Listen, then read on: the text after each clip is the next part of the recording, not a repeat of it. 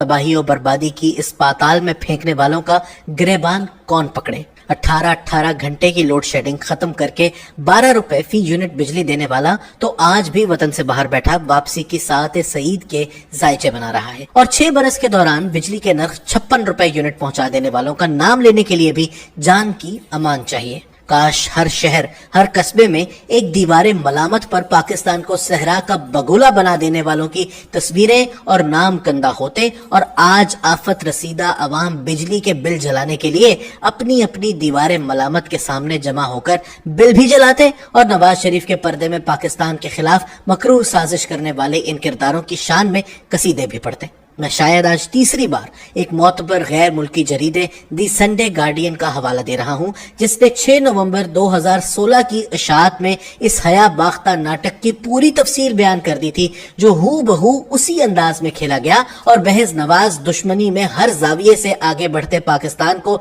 अदम इस्तेहकाम, बेयकीनी और मुआशी बदहाली के बिखरे हुए समंदर में धकेल गया। दी संडे गार्डियन की रिपोर्ट का आगाज ही इन अल्फाज से होता है। पाकिस्तान के हालात पर निगाह रखने वाले अहम ममालिक के मुबस्सिरीन का कहना है कि रावलपिंडी ने एक मंसूबे पर काम शुरू कर दिया है, जिसके तहत वजीर आजम नवाज शरीफ को बस 2017 तक अपने ओहदे से हटा दिया जाएगा। इस मरतबा परवेज मुशर्रफ जैसी फौजी बगावत के जरिए हुकूमत का तख्ता उलटने के बजाय ये काम पाकिस्तान के सुप्रीम कोर्ट से लिया जाएगा, जो इसके लिए कुछ ऐसा मुश्किल नहीं।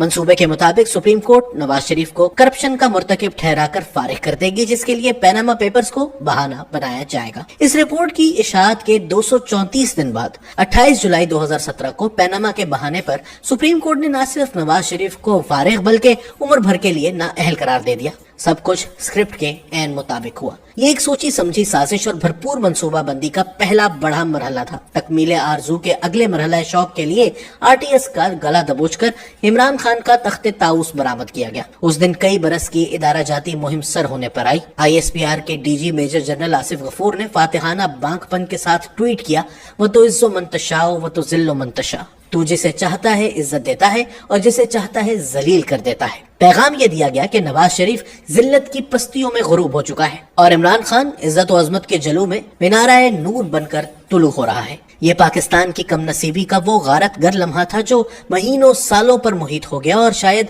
जमानों तक हमारा ताकुब करता रहेगा। नवाज शरीफ से निजात 28 जुलाई 2017 को अब 6 बरस से जायद का अरसा गुजर चुका है। हर नवा की असबियत और नफरत व मोहब्बत को ज़हन व फिक्र से खुरच कर खलवत के किसी बेरिया लम्हे में अपने आप से पूछिए, क्या नवाज शरीफ को सियासत मदर कर देने के बाद से अब तक के 6 बरस में पाकिस्तान ने किसी एक भी शोबे में आगे की तरफ कदम बढ़ाया है, या वो हर पहलू से पस्ती की तरफ लुढ़का है और पैहम लुढ़कता ही चला जा रहा है। कौन कहेगा कि हाँ, आज का पाकिस्तान 2017 के पाकिस्तान से कहीं अच्छा है? मेरे पास इस सवाल का कोई जवाब नहीं कि नवाज शरीफ के खिलाफ साजिश करने और कई बरस तक पेशा वराना लगन के साथ उसे परवान चढ़ाने वालों ने ऐसा क्यों किया। अब इसमें कोई शक नहीं रहा कि इस खेल के तमाम किरदारों को अपने अपने जाती मफादात और अहदाफ ने इस साजिश का कलपुर्जा बना दिया था, जिसके लिए जरूरी था कि नवाज शरीफ को रास्ते से हटाकर इमरान खान को इक्तदार में लाया जाए। सो बंदूक और तराजू के बाहमी अकदे मसलहत ने 2018 में ये मोर्चा फतह कर लिया। वर्दी पोस्ट जर्नैलों शुजा पाशा, जहीरुल इस्लाम, राहील शरीफ, आसिम सलीम बाजवा, आसिफ गफूर, फैज हमीद और कमर जावेद बाजवा, हर एक की आस्तीन में अपना अपना बुत था। किसी ने अपनी मुराद पाई, कोई नामुराद ठहरा, लेकिन उनकी साजिश पाकिस्तान को ऐसी गहरी दलदल खाई में फेंक गई कि सियासी अदम इस्तेहकाम और मुआशी अबतरी ने इसकी हड्डियों का गूदा तक चाट लिया। साकिब निसार, आसिफ सईद खोसा, अजमत सईद शेख और एक आली मर्तबत निगहबान मुंसिफ ने नवाज दुश्मनी में अपनी आकबत ताक पे रखी और हलफ इमरान खान के कदमों में डाल दिया। ये सब जहां भी हैं आसूदा व खुशहाल हैं। महासबा तो दूर की बात, उनका नाम नोके कलम और नोके जबान पर लाते हुए भी कलम कपकपा जाता है और जबान लड़खड़ा जाती है। 10 साल कबल 2013 के पाकिस्तान का तसव्वुर कीजिए। 18 घंटे की लोड शेडिंग, खूनख्वार अफरीद की तरह फनकारती दहशतगर्दी, जां बलब मईशत, फैटफ की ग्रे लिस्ट से ब्लैक लिस्ट की तरफ लुढ़कता पाकिस्तान, जामद सरमायाकारी, तवानाई के बहरान के बाइस मफलूज सनतें, गुरेज पा आलमी मालियाती इदारे, शुतरगमजे दिखाता IMF, भारत की तौहीन आमेज इतराहट, बैनुल अक़वामी तन्हाई और हुमा पहलू बेसिमती। ये थे वो हालात जिनमें नवाज शरीफ ने 5 जून 2013 को हलफ उठाया। اس کی جان کے در پہ طائفہ شروع سے ہی اس کے سر پر ہتھوڑے برسانے لگا. دھرنوں، لانگ مارچوں، دھمکیوں، میڈیا کے ذریعے کردار کشی، توسیع ملازمت کے جرنیلی ہتھ کنڈوں، پیناما اور ڈان لیکس جیسے ناٹکوں کے باوجود جب 4 سال بعد اسے نکالا گیا تو پاکستان لوڈ شیڈنگ سے نجات پا چکا تھا. نیشنل گرڈ میں 15,000 میگا واٹ بجلی کا اضافہ ہو چکا تھا. ہر سو پھنکارتی دہشت گردی پر کاری ضرب لگائی جا چکی تھی. معیشت کی شرح نمو 6% تک جا چکی تھی. اسٹاک ایکسچینج 54,000 کی حد چھو کر دنیا کی 5ویں نمبر پر آ چکی تھی. پاکستان فیٹف کی سفید کیٹیگری میں آ چکا تھا.